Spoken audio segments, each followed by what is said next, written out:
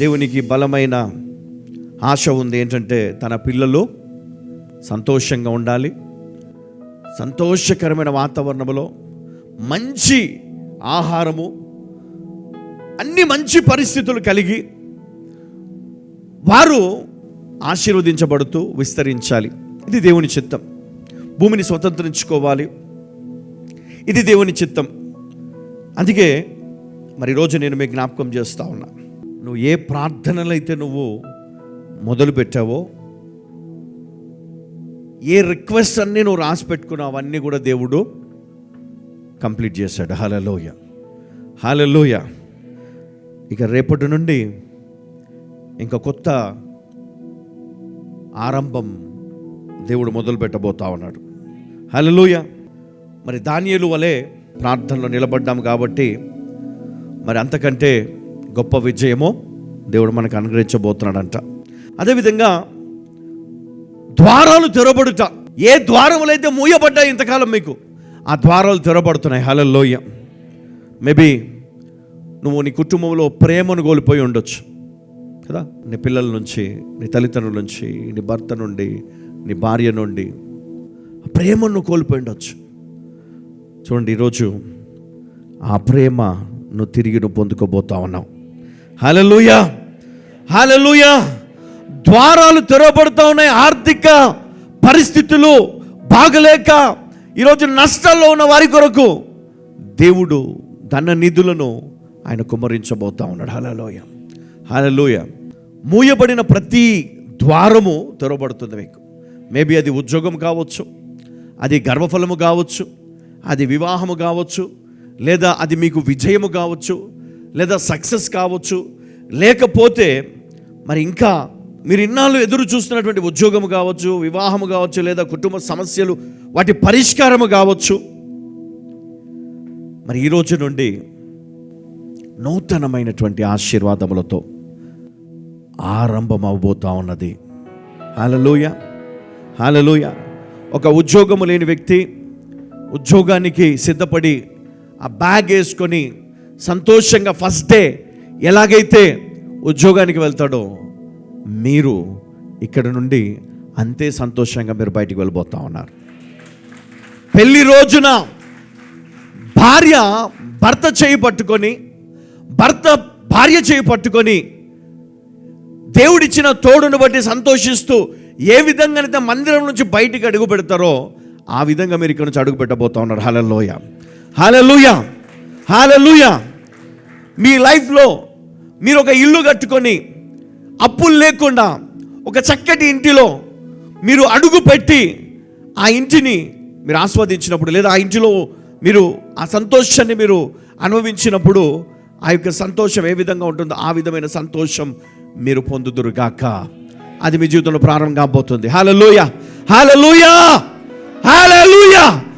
యేసు నామములో ప్రతి కాడి విరుగొట్టబడి ఈరోజు అది బ్రేక్ త్రూ అయి నీ జీవితంలోనికి దేవుడు నూతనమైన డోర్స్ అన్ని ఓపెన్ చేస్తున్నాడు. హల్లెలూయా, ఓపెన్ చేస్తున్నాడు. హల్లెలూయా, ఓపెన్ చేస్తున్నాడు. అనుకున్నావు, ఇక ఇల్లు నేను కట్టలేను, ఉద్యోగం చేయలేను, వ్యాపారం చేయలేను, గర్భఫలం ఇక దేవుడు ఇవ్వడు, ఇక నా పరిస్థితి మారదు, నా ఇంట్లో సమస్యలు పోవు, నా బాధలు పోవు, నా ఇబ్బందులు పోవు, నా రోగము పోదు, నా పరిస్థితి మారదు అని నువ్వు అనుకున్నావు. కానీ ఈరోజు దేవుడు చెప్తున్నాడు, వాటన్నిటికీ ఫుల్ స్టాప్. హల్లెలూయా, వాటన్నిటికీ ఫుల్ స్టాప్.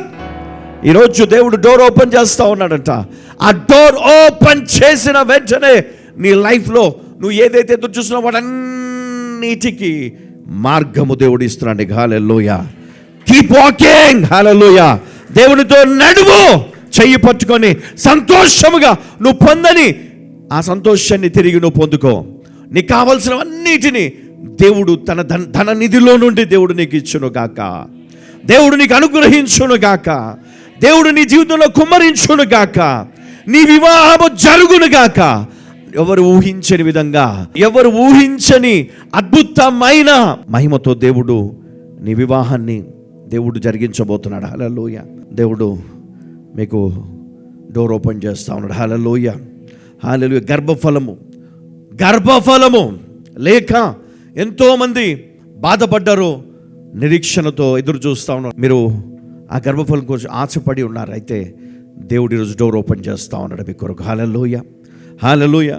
మీ కన్నీళ్ళు ఈ రోజుతో దేవుడు తీసివేయబోతా ఉన్నాడు. హల్లెలూయా, హల్లెలూయా. దేవుడు మీ సరిహద్దులను విశాలపరుస్తూ ఉన్నాడు. ఎబేజు ప్రార్థించినప్పుడు దేవుడు ఏ విధమైనటువంటి మరి విశాలతనిచ్చాడో ఆ విధమైనటువంటి విశాలమైనటువంటి పరిస్థితులను దేవుడు నీకు అనుగ్రహించబోతా ఉన్నాడు. హల్లెలూయా, హల్లెలూయా. కీర్తన 126:5 ఒకసారి చదువుదామమ్మా. కన్నీళ్లు విడుచుచు విత్తువారు సంతోషగానముతో పంట కోసెదరు. హల్లెలూయా. ఏమంటమ్మా? కన్నీటితో విత్తువాడు. మనం రైతులను చూస్తాం, పాపం అప్పులతో ఈ సంవత్సరం అన్నా నాకు పంటలు మంచిగా పండితే మా అప్పులన్నీ తీర్చుకొని నా బిడ్డ పెళ్లి చేయాలా, లేకపోతే ఇల్లు కట్టుకోవాలా, లేకపోతే కుమారునికి మరి చదువుల కోసం వాడుకోవాలా అని ఎంతో ఆశతో మరి వారు ఆ విత్తనాలను కొనుక్కొని ఆ పొలమును దున్ని మరి ఆ విత్తనాలు వేస్తారు.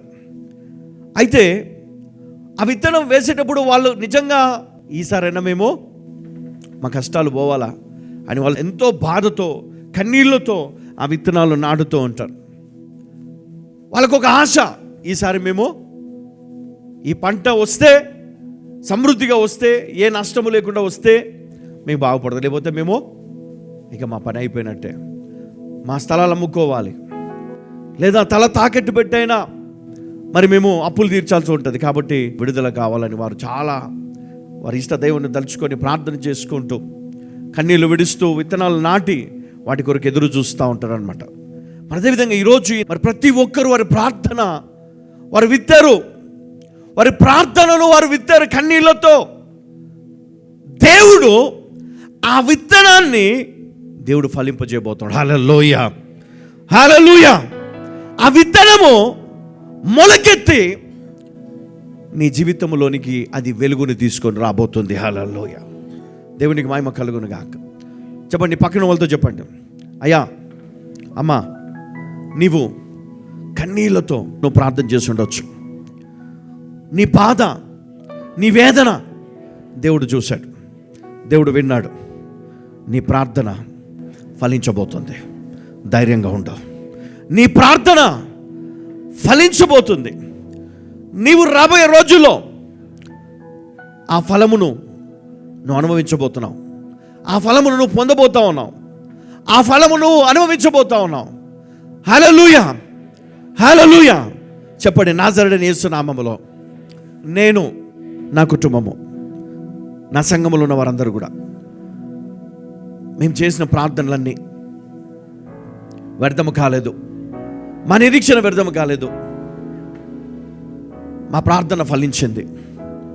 యేసయ్య మా కొరకు గాయపరచబడ్డాడు. ఆయన పొందిన దెబ్బలు మాకు స్వస్థతనిచ్చాయి. ఆయన చేసిన ప్రార్థన ఈరోజు మాకు